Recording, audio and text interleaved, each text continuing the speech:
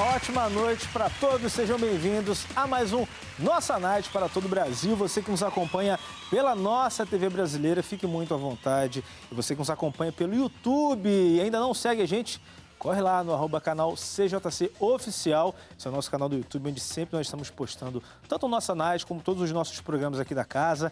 Vai ser um prazer ter você lá também, beleza? Nosso programa está sensacional, sempre recebendo convidados que têm uma história de transformação inspiradora e hoje não vai ser diferente, porque a nossa convidada, ela escolheu um caminho que envolve dedicação, criatividade e muita doçura, com uma trajetória marcada por diferentes atuações como chefe, professora e empreendedora. Ela desenvolveu um olhar estratégico e bem conectado com o mercado, tanto nacional quanto internacional.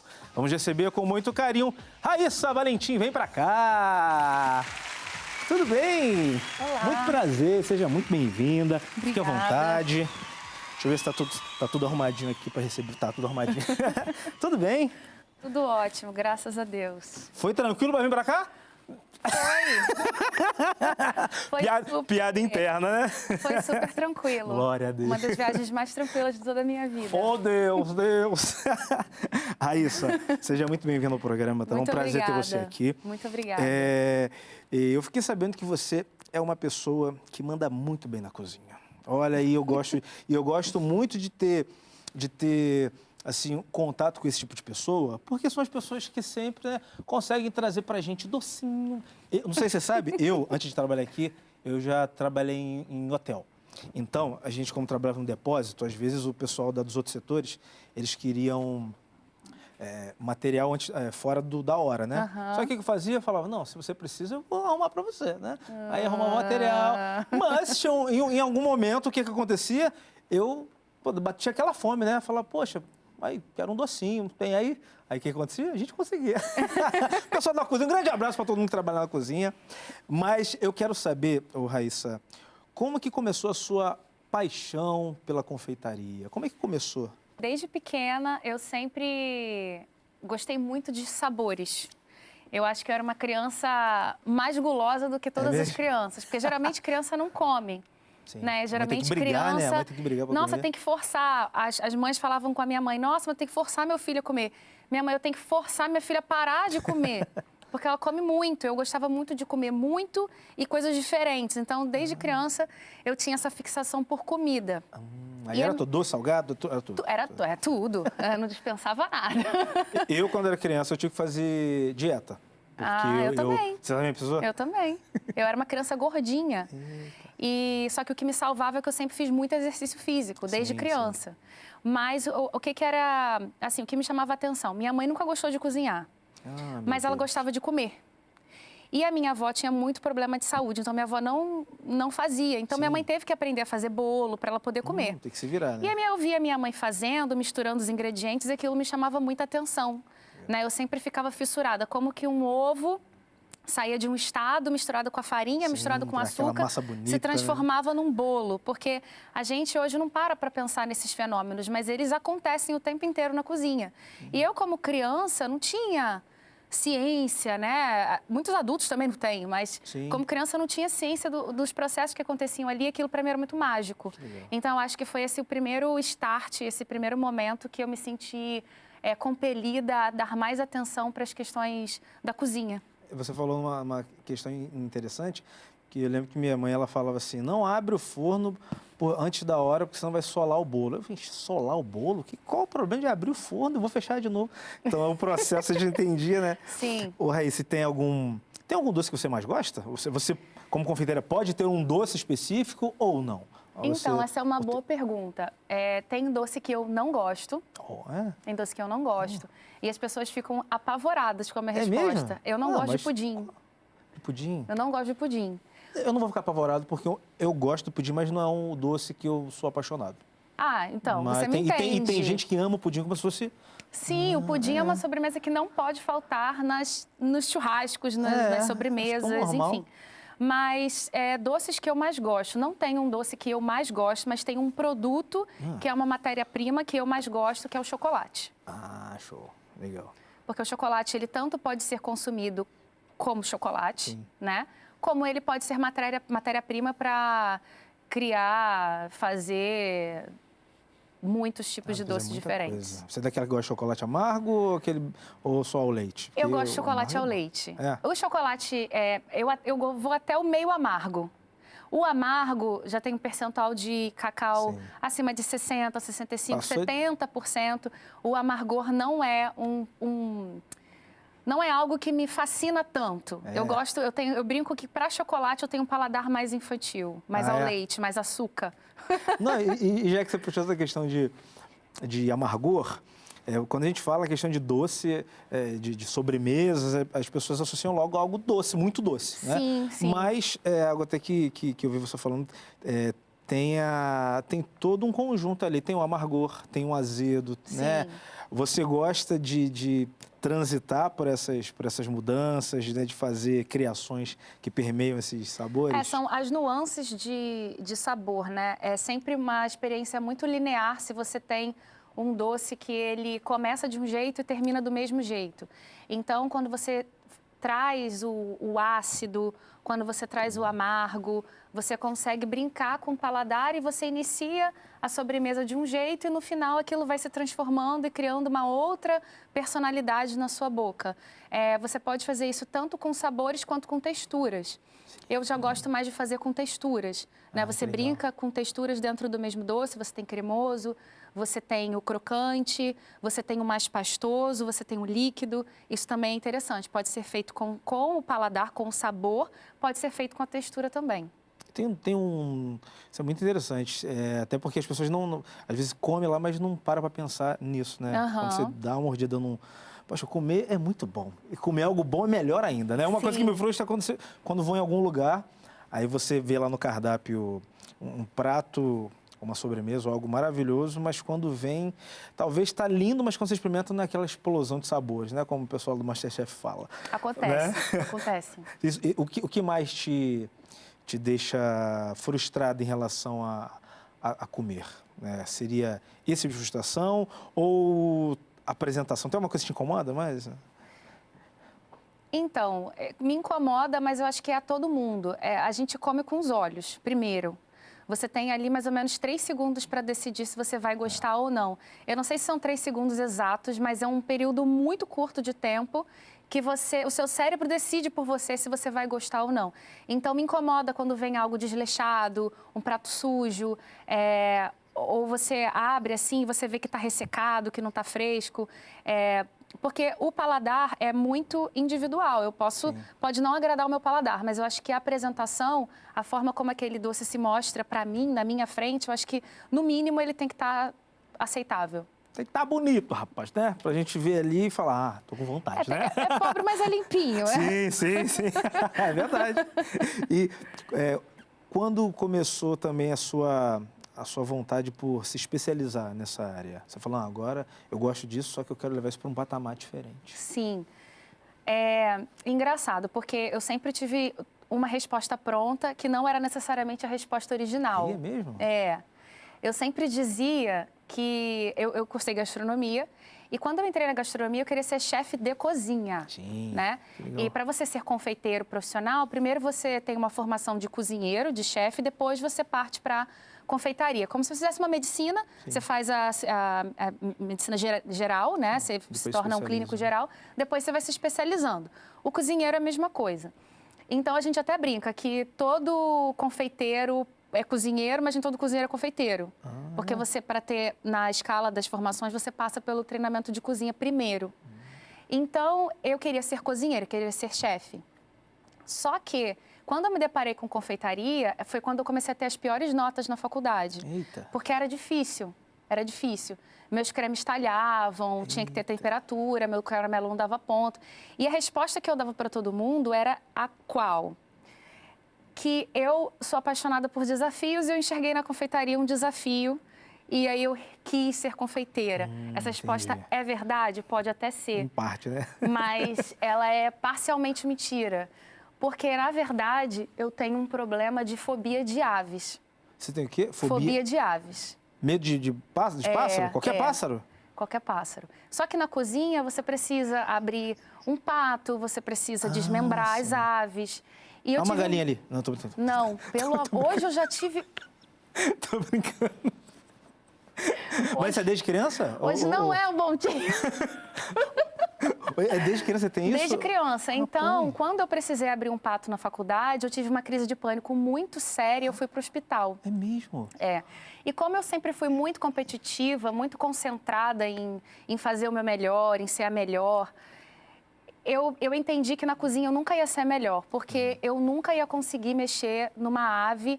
Se eu estivesse num restaurante, num hotel e pedissem para eu mexer numa ave, eu não ia conseguir. Eu ia travar. E eu enxerguei naquilo um impeditivo muito grande para me destacar. Então, eu segui a confeitaria, que eu já gostava, né? Não era meu sonho, mas eu gostava. Mas eu pensei na confeitaria, eu nunca vou precisar abrir uma galinha ou um pato. Então, a chance, os obstáculos assim que eu, né, esperados eu não tenho. Terão outros, mas eu acho que eu consigo driblar. Então, que legal. Interessante, né? Interessante. E você se formou em qual escola? Então, eu cursei gastronomia na Estácio de Sá, na época que ela era gerida pelo Alain Ducasse, não é mais, mas na época era. Depois eu me especializei em confeitaria e panificação na Austrália e fiz uma extensão de gestão de alimentos e bebidas na Austrália também. Poxa, que maneiro. A gente falou essa questão de desafios e tal. Tem algo que você fez que foi que você demorou para aprender o processo? Tem algum prato, algum doce, ou algo que você falou, esse aqui me deu trabalho? Tem. Qual? Tem. O macarrão. Não é macarrão, tá, macarrão, gente? Macarrão. Não é macarrão com camarão, com alho e óleo, não é. É macarrão. Macarrão é um docinho francês. Na verdade, ele é italiano. Mas quem popularizou o macarrão foi o Luís XIV, na época que ele decidiu levar os nobres da França para Versalhes.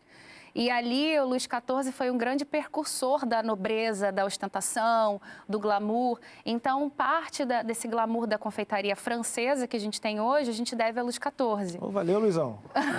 Esses macarrões chegaram aqui hoje. Então, é um doce que ele era muito comum na realeza. E ele é um doce nobre porque ele é feito a partir de farinhas de amêndoas, então é uma matéria-prima que por si só já define os seus consumidores, né? A gente está falando de 1 quilo de farinha de trigo, R$ 5,50. 1 quilo de farinha de amêndoas, 140. Meu Deus, 120, né? Então, tem esses lances engraçados da confeitaria, né? Como na cozinha também. O produto escolhe quem vai ser o seu consumidor pelo valor, né? Eu não acho isso legal, mas é a realidade. Sim.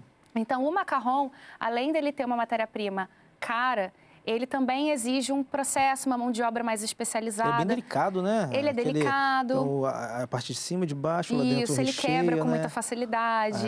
Exatamente. Tem o ponto certinho para você tirar uma casquinha crocante, o interior bem molhadinho. Acho que a primeira vez que eu comi um macarrão, eu não dei nem uma mordida, acho que eu botei tudo na boca. Então, a última vez que eu comi o macarrão, eu comi metade e minha amiga comeu a outra metade. É mesmo? Uhum. Aquela amiga que tá sentada ali? É ela mesma. Deixou nela, comeu o doce todo. Mas por que eu tive esse processo de aprendizagem? Porque eu enxerguei no mercado da cidade que eu moro, Niterói, um espaço para vender. Eu não via ninguém vendendo. E eu não tinha o forno para fazer o macarrão e eu também não tinha recursos para comprar naquela época. Então, eu tentei adaptar o processo de fazer o macarrão no forno que eu tinha. Eu só conseguia tirar, assim, 20 macarrões por vez. Um processo produtivo, a gente sabe que isso é impossível, né? Você não faz dinheiro assim. E daí, eu tive parceria de uma marca de equipamentos industriais e essa marca me cedeu um forno, um forno de mini conve, que chama, né? E aí, a partir deste forno, eu consegui melhorar cada vez mais, ajustar a temperatura, tempo de secagem.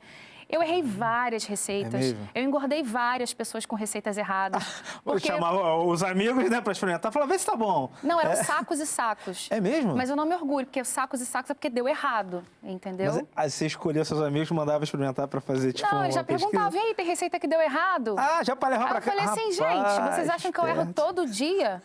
Eu devo estar com a fama bem ruim, né? Não, eu comecei a acertar agora, tá? Acabou.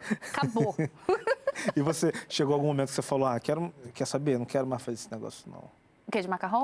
Você falou, ou desistiu por um tempo e falou, vamos tentar de novo. Não, nunca. Nunca desisti. nunca desisti, porque era um desafio que é ou vai ou vai. Sim. Ou vai ou vai. Eu não sou fascinada por todos os produtos da confeitaria a ponto de, né, bater na tecla até conseguir. Mas quando eu coloco um produto específico na cabeça, eu vou até o final. E eu tinha mais um motivo para ir até o final. Eu já tinha fechado encomendas. Eita, Porque eu sou assim. Você já tinha vendido? Já tinha vendido, sem saber. Rapaz, isso que é fé, hein? Né? Fé e confiança no potencial. Eu já tinha vendido já. Mas eu vou acertar para entregar, porque... Foi em março de 2020, já estava na pandemia, e eu tinha fechado kits de Dia das Mães. Olha. E no kit de Dia das Mães vinha caixinha de macarrons, uma barra de chocolate, mais uns biscoitinhos, era um negócio assim. E eu dependia de ter um macarrão para botar ali dentro. Eita, você tinha uma loja, então? Ou foi eu tinha vendido... ateliê, eu tenho um ateliê, Tem um ateliê na cidade de Niterói. Só que nessa época eu estava complicado, porque tinham dado lockdown, e eu estava fazendo algumas coisas em casa, e às vezes eu botava máscara, fazia tudo, ia para o ateliê só para assar o macarrão. Sim. Era um pouquinho complicado, mas o macarrão ele tinha que dar certo. Ou vai, né? Ou vai ou vai. Raíssa, tem um desafio para você. Qual é? Calma que não é agora, não. Calma. Outro? Eu já tenho um. Ir lá no seu ateliê e você me ensina a fazer macarrão. Vambora. Ensinar a fazer e errar várias fornadas para eu comer também. Você vai levar a farinha de amêndoa? Não, minha produção, Lucas, 1 quilo de farinha de amêndoa. Não, vamos ver a marca que eu vou mesmo, vai ser legal. Vai. Raíssa, a gente falou aqui dessa questão de processos, né? E quando eu penso em algo que parece ser simples, mas que para mim não é tão simples, não só de fazer, mas até de sabor, porque é algo que todo brasileiro consome, que é o bolo. Brasileiro, você vai na padaria, tem bolo. Você vai ali numa cafeteria, tem um bolo. Só que, eu não sei se é comigo, mas eu não acho todo tipo de bolo bom. Por que muita gente erra? O que as pessoas erram nos bolos? É deixar ele pesado demais? Errar em algum ingrediente? A qualidade dos ingredientes? O que você acha que seria aí o mais difícil que as pessoas têm pecado? Eu vou falar de pessoas e vou falar de empresas também. Muitas empresas, para facilitar a produção, porque a mão de obra às vezes é complicada, o empresário ali ele tem que lidar com a alta dos insumos o tempo inteiro, então, para não imprensar muita margem de lucro, ele acaba entrando em uma coisa que a gente chama de pré-misturas. Sabe aquela massa Dona Benta que você compra no mercado? Sim. Então, grandes padarias, grandes supermercados fazem uso de pré-misturas. São sacos de 20 quilos, 10 quilos, 15 quilos de massa semi-pronta, que é só um colaborador sem especialização nenhuma colocar na batedeira, jogar água, jogar ovo e o bolo está pronto. Então, existem pré-misturas no mercado, desde excelente, altíssima qualidade, que já são caras, como a gente também tem pré-misturas de baixíssima qualidade. Então, falando de empresas, a gente pode ter esse problema do empresário optar por comprar pré-misturas de baixíssima qualidade, ou se ele não está usando pré-mistura, tá com uma formulação que a gente chama de receita, né? Desequilibrada, desajustada, ou ele tem problemas no maquinário, problemas no forno, porque o bolo ele pode ser muito bem batido, muito bem feito, mas o forno é o que vai determinar se aquele bolo vai ter temperatura, exatamente, se abriu o forno, se não abriu, o fermento.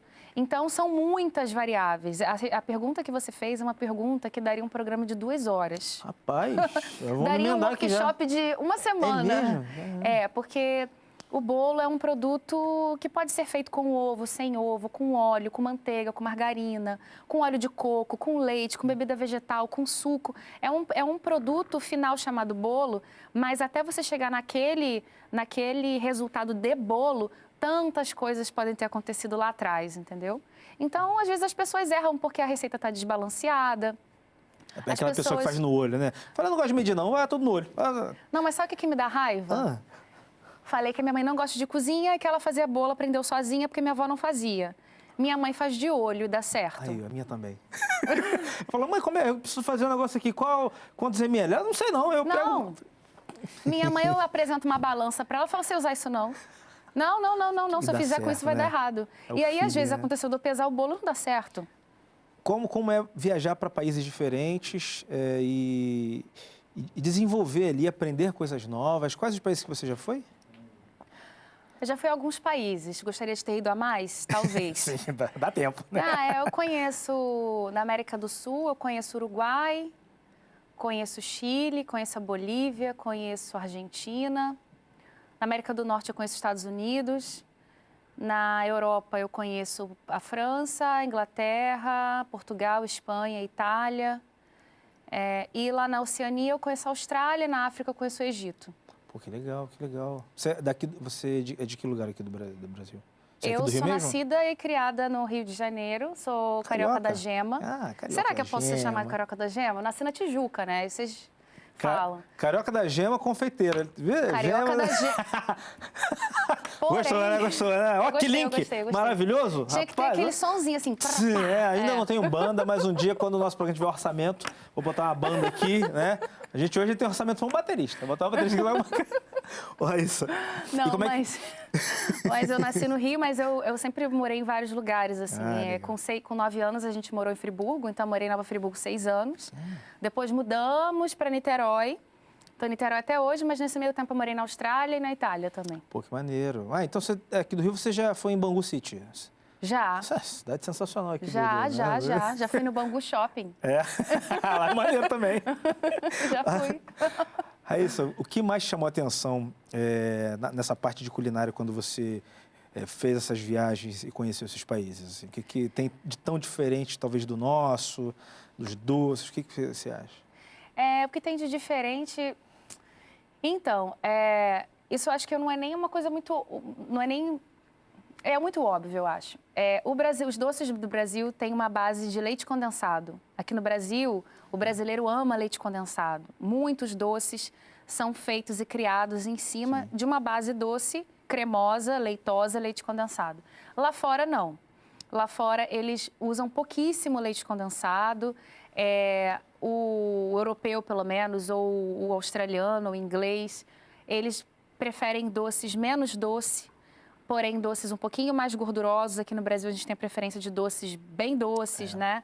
Aí a gente tem o quindim, a gente tem o pudim de leite, a gente tem um beijinho, um brigadeiro. Sim, são doces que não são gordurosos, possuem gordura na sua formulação, sim, mas não são doces com percepção gordurosa na boca, mas são bem doce. Então, lá fora, você vai encontrar doces bem doces? Sim, na Turquia, no Oriente Médio, aí você já tem presença de doces com bastante caramelo, com mel, com especiarias, e são bem doces. Mas já tem uma percepção diferente do nosso, sabe? Bem então, diferente. Fui comer um dia um doce, não sei se era árabe, eu não lembro, que levava mel, acho que era, não sei se era manteiga, era mel e tinha aquela amendoazinha, que eu não lembro que eles usam bastante. Acho que era o pistache. Cara, não curti muito, não. Então, são paladares, assim, mais complexos, né? Eu vou dizer que também não sou tâmara extra também. fã. Eles usam muita tâmara para fazer o recheio, né? Sim, muita tâmara. Inclusive, a tâmara pode ser usada também para receitas funcionais. Você quer fazer um bolinho de banana, tô de dieta, não quero botar açúcar. Você pode bater com tâmara e... Mas é o preço também, né? Não, para você fazer em casa, assim. Tá, não só uma porçãozinha para mim e para outra pessoa. Vai passar de 20, se passar de 30 pessoas, já vai para o açúcar. Exatamente. Vai para o açúcar refinado mesmo, tá tudo certo. Aí, eu vi na sua história aqui que você consegue ter um equilíbrio muito legal, porque você trabalha com doce e você também consegue fazer esporte. Pô, só que eu falei, não, deixa eu ver o que ela faz aqui. Cara, eu vi você esquiando, eu vi você correndo, eu vi você jogando, não sei, beach tênis? Beach tênis, o que mais que você faz? Não, então, não é que eu esquiei uma vez na minha vida. Não é assim que eu vou esquiar todo final de semana. De mês em mês ela tá lá. Não, tem que estar rolando muita grana, né? Não, eu sempre fui muito ativa. Eu falei no começo que eu sempre fui gordinha, mas o que me salvava é que eu fazia muita atividade física. Sempre joguei handebol, basquete, fiz ginástica olímpica. Como criança, gostava muito de correr atrás de uma bola, sabe? Correr, jogar queimado, tudo isso. Tinha muita energia para gastar.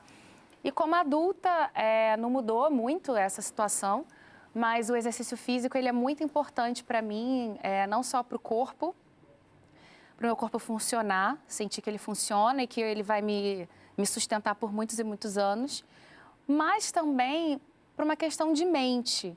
Né? Porque eu tenho as questões de ansiedade, como muitas pessoas têm, e o exercício físico somos dois, então. mais do que comprovado que ele tem grandes benefícios para a ansiedade, para a nossa criatividade, até para o nosso relaxamento. Então, é uma coisa que eu não abro mão, é muito prazerosa para mim. Para mim, ia ser muito difícil ser sedentária, é o contrário. Ser sedentário, para mim, seria um grande problema.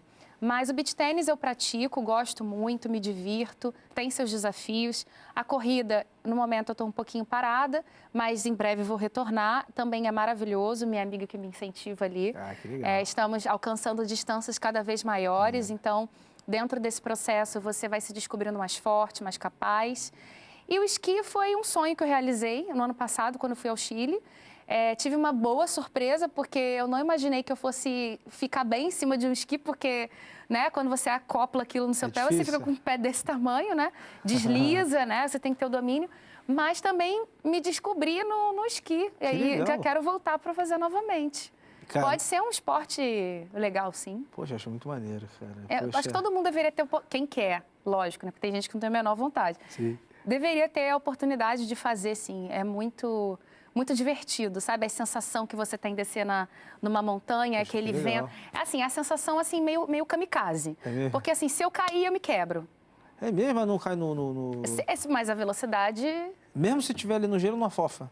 Na neve? Não, dependendo da parte, não. Não quero mais, não. Então, se você cair, dependendo de onde você estiver, você pode se quebrar bem. Mas se você não se quebrar, você chega até o final. Ah, então que bom, então é maravilhoso. Então, foi o que aconteceu comigo. Eu meio que entreguei na mão de Deus e falei, eu vou descer. E desci e não me quebrei. Eita. Só que sabe que horas que eu caí? Na hora que eu tava na fila para pegar o teleférico para subir de novo, foi a hora que eu caí. Na parte mais... Eu não tava descendo, né? É porque o esqui não é aquele que você fica assim, ó? O esqui tem dois. Ah, tem... Tem dois... aquele que tem um negócio assim, o snowboard O snowboard é tipo um skate, só. né? Snowboard é só um só. O snow acho que eu mandaria melhor, porque eu ando de skate. Mas o snow é mais difícil. Já não sei. O snow é mais difícil. Caramba. Porque o snow você perde a mobilidade nas duas pernas. Você só tem uma perna vira só duas. Coisa tranquila, perder a mobilidade, a cair, É que o jeito que eu falei foi uma coisa muito ruim, né? Mas eu teria... Não, mas aqui no Rio de Janeiro, eu sei você, mas eu já caí de vários morros descendo de bicicleta sem freio. Então a gente tá acostumado quando é criança, né? Mas é muito ruim essa sensação, gente, de cair. É muito ruim. Ô, Raíssa, já que você falou dessa questão de equilíbrio de mente, corpo, como você também faz... Como é a sua rotina espiritual? Você tem uma rotina com Deus? Como é que você equilibra também essa sua parte? Para mim, é um tripé, né? O corpo, mente e espírito. E o espírito sendo a parte que está em cima, sabe? Está no topo. Porque não tem como, nós somos seres espirituais. Logicamente que Deus protege a nossa visão do mundo espiritual por completo, porque não é para a gente ver, não é para a gente conhecer, mas a gente precisa saber que para lutar contra os nossos inimigos, a gente tem que saber que eles existem, quem eles são. Então, se você tem um entendimento espiritual, que eu percebo que Deus cada vez mais tem aberto a minha visão, os meus olhos, hoje eu tenho um entendimento que eu não tinha antes, cada vez mais eu me apego essa certeza de que eu preciso ter conhecimento e preciso batalhar com as armas corretas. E parte disso é você ter disciplina, comunhão, orar, entregar a Deus, porque como seres ansiosos, seres carnais, seres terrenos, a gente tende a botar a confiança no nosso talento, no nosso potencial, nas nossas forças, e a gente tem que entender que não é bem assim. Claro que a gente não vai se ausentar de fazer nada, a gente precisa agir, mas se você tem um lado espiritual bem desenvolvido, você começa a ter entendimentos que te trazem tranquilidade, paz, a ajudar você a descansar no amor e no poder de Deus, porque Ele que sabe de todas as coisas. Já houve momentos na sua vida que você precisou dessa direção para poder acalmar, para poder Deus ele te dar um norte? Sempre, sempre, sempre. E ninguém está imune a nada, nunca. Porque, às vezes, o momento de pequena distração, você se torna um pouco mais frágil espiritualmente e você acaba enxergando certas situações de um jeito que antes, se você tivesse forte na fé, você não enxergaria. Então, a gente sempre vai oscilando. E cabe a gente sempre entender que a nossa dependência tem que ser total de Deus e em várias situações, pode ser uma situação de doença, uma situação de emprego, de trabalho, de projetos, ou de amizades, ou até mesmo amorosas, que o cuidado de Deus está ali em todas as pequenas coisas. Então, em muitos momentos, eu me vi assim, tendo que me apegar e clamar e pedir e acreditar e que seja feita a vontade de Deus. Que legal, importante, né? Sim. A nossa base, né? Você tinha comentado no bloco anterior sobre seu ateliê. O seu ateliê fica em Niterói? Meu ateliê fica no centro de Niterói. Hoje isso. você tem um ateliê, mas... Sim, eu tenho como é que ateliê funciona? desde 2019. Basicamente, meu ateliê era para dar aulas, eu dava aulas particulares, gravava alguns vídeos, cheguei a dar alguns cursos online, então gravava lá. E comecei a atender muitas encomendas no ateliê. De um tempo para cá, depois que eu voltei da Itália, a segunda vez, eu passei a querer receber menos encomendas. Perdão, porque as encomendas, elas querendo ou não, elas me prendem. Então, me impedem de buscar outros caminhos, buscar outros projetos. Então, o ateliê hoje é o lugar onde eu gravo os meus vídeos, né? Porque eu crio conteúdo também para o Instagram, vídeos todas as semanas com receitas, com dicas, receitas que funcionam, receitas práticas que qualquer um pode fazer. Então, lá é o meu estúdio, você tem seu estúdio aqui, o meu ateliê é o meu estúdio lá. E quando eu tenho alguma encomenda ou outra, que eu ainda atendo pedidos corporativos, eu realizo no meu ateliê. Ah, que legal. Então, lá naquele lugar que a pessoa pode ir também ali, eu vou ali na vitrine, tem um docinho ali pronto, vou consumir ali. Não é tipo uma loja, não. Não. Mas tem algum projeto futuro para... Já pensou em... Eu já pensei em ter loja, já dispensei em ter loja. Semana passada eu estava pensando de novo em ter loja. Nesse momento que eu falo com você, eu estou dispensando. Agora já quer abrir mais 5 lojas. Vai e vem, sabe? Vai e vem. Eu acho que... Para ter loja, precisa ter um conceito, precisa ter o meu conceito. Eu acho que só abrir uma portinha e replicar o que outras pessoas estão fazendo não seria eu. Então, para eu ter uma loja, ter um negócio com a minha cara, eu acho que talvez eu precise chegar a um nível maior de maturidade profissionalmente para que eu possa traduzir esse conceito nos produtos que eu estou vendendo. Poxa, que legal, que bacana. Raíssa, você já participou também de um programa de TV, né? Que Seja Doce? Que Seja Doce no GNT. Como é que foi? Como é que chamaram, descobrindo você para esse programa? Como é que foi esse processo? Essa história é boa, porque eu estava ainda cursando engenharia de produção na faculdade, tinha uma matéria que era no computador, a gente ia para o laboratório de informática, e uma amiga minha, ela falava assim, nossa, mas você não acredita em você. Eu já fazia brigadeiro para vender na faculdade, né? Falou assim, mas seus doces são bons.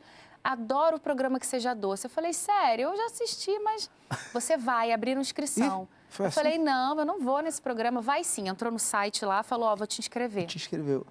E aí nós duas fizemos a inscrição ali e um mês depois, um bom tempo depois, eles mandaram um e-mail. Falando, seu perfil foi selecionado para dar continuidade na seletiva. Que legal. Na hora meu olho brilhou, assim, no sentido de, que legal, nossa, vou pra TV. Ai, meu Deus, vou pra TV. E aí eu fui preenchendo um outro formulário ainda maior, com fotos de doces, com receitas. E eles mandaram um outro e-mail falando, você foi aprovado para essa etapa. Agora, a próxima etapa, uma entrevista. Aí eu fiz a entrevista, aí eles perguntaram tudo.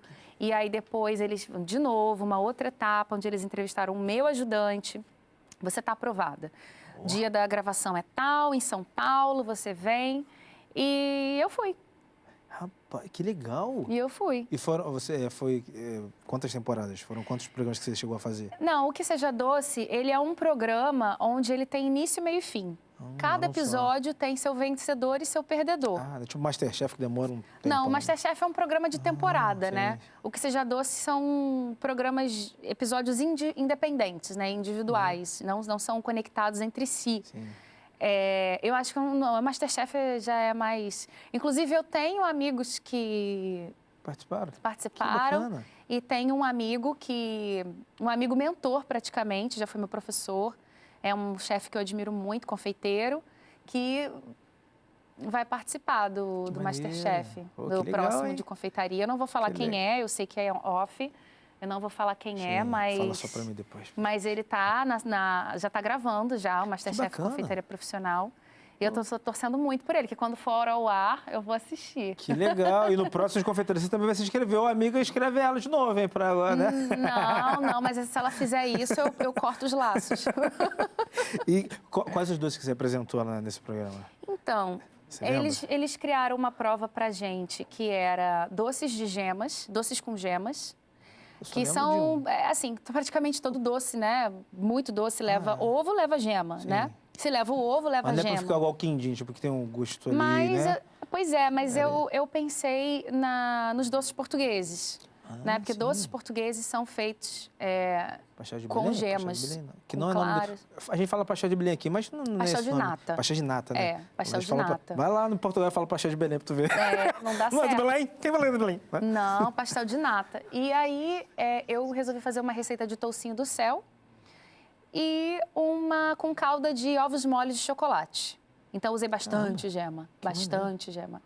E na segunda prova, a gente precisava fazer a pessoa que passasse da primeira prova continuava no programa e quem não passasse era eliminado. Então eu passei, fui para a próxima fase e a outra fase era para fazer um cisne de massa choux. Sabe aquela bombinha de padaria? Sim. Carolinas, bombinha? Sim, ótimo. Você usa aquela massa para você fazer um cisne. Caramba! Aquela foi uma prova um pouco mais difícil, mas foi uma prova que a gente precisou apresentar lá no programa. Que maneiro. Esse cisne você não tinha medo? Esse não. Então, na hora que você tá lá, você tem medo de tudo e não tem medo de nada. É uma sensação esquisita, deve ser sabe? Porque você está sendo ali avaliado. Além de estar na TV, tem pessoal que está ali vendo o teu trabalho, né? Você achou difícil... O que é mais difícil, fazer uma sobremesa ou essa sensação de ser avaliada? Você achou diferente? Ser avaliado nem tanto. Acho que o mais difícil é você cozinhar numa cozinha que você não tem familiaridade. É você apostar num forno que você nunca usou. Às vezes você tem que dividir um equipamento com alguém. Isso causa... Né, às vezes você contar que tinha um ingrediente de uma certa forma e não tinha. Por exemplo, eu ia usar 60 gemas. Imagina quebrar 60 ovos e dividir 60 claras com 60 gemas. Não tinha. Eu imaginei que tivesse gemas pasteurizadas, que é você abre uma caixinha e a gema está ali. Pronta, né? Não tinha. Então, adaptações assim. Claro que ser avaliado, ser criticado, julgado no que você faz, tem os seus momentos difíceis, né? Mas tem os seus momentos bons também, porque vem elogios, vem as críticas construtivas e vem os elogios. Às vezes vem mais crítica do que elogio. Acontece, né? E às vezes é mais elogio do que crítica. Mas todo mundo que se coloca naquela posição de ir para um programa e que tem jurados, tem esse perfil, essa característica, todo mundo que se coloca nessa posição está pronto para ouvir. Já está indo já com essa... Tá aberto para isso, exatamente. Né? Poxa, que legal. Raíssa, foi muito legal conhecer um pouquinho da sua história. E se você pudesse, talvez, dar um conselho para alguém que tem o sonho, né, de ir por essa área da confeitaria, mas talvez a pessoa acha que não tem o dom da mãe, da avó. Como é que essa pessoa ela consegue chegar em algum lugar? Bem, eu também não tive dom nem da mãe, nem da avó, nem de ninguém. Eu acho que você tem que acreditar na voz que está dentro de você, que te dá a certeza de que esse é o caminho, é onde você consegue fazer diferença, onde você estiver. Hoje o mundo cobra muito sucesso profissional, dinheiro na conta, patrimônio, mas esquece um pouco, deixa um pouco de lado do quanto que o seu profissional também faz parte do propósito que está dentro de você, que Deus deu um dom para cada um, talento para cada um, e por muitas vezes a gente silencia isso.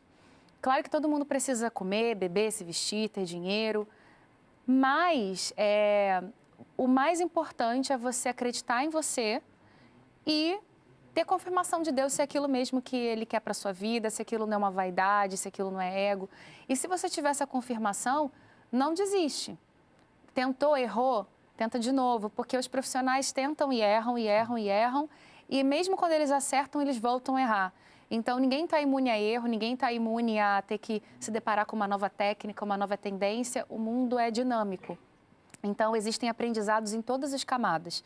Alguns estão no aprendizado na camada iniciante, enquanto tem outros que estão no aprendizado na camada avançada. Mas, e o sucesso, o reconhecimento é uma questão de tempo. Perfeito. Raíssa, quero agradecer a sua presença. Obrigado por aceitar aqui o nosso convite do Nossa Night. Foi um prazer conhecer um pouquinho da sua história. O prazer foi todo meu. Tudo que você trilhou até aqui. Eu pedi para você deixar a rede social, como é que as pessoas fazem para te encontrar, para fazer até um pedido, né? Fica à vontade. Claro, vocês podem me seguir no meu Instagram, Raíssa Valentins. Tem bastante vídeo lá, toda semana tem vídeo de receita. Semana que vem a gente entra numa campanha de pizzas. Então, pizzas de chocolate, pizzas caprese, enfim. Então, entra lá no meu Instagram, sempre tem conteúdo, bastante coisa. Vai ser um prazer ter você me seguindo. E se você tiver alguma dúvida, saiba que eu estou aqui para ajudar também. Perfeito. Obrigado. Raíssa Valentins, diretamente do Nossa Night. Sempre que quiser voltar, a casa está com as portas abertas. Tá Muito bom? obrigada. Prazer é todo nosso. E você que está em casa, obrigado pela sua audiência, pela sua participação. E até o próximo Nossa Night. Valeu.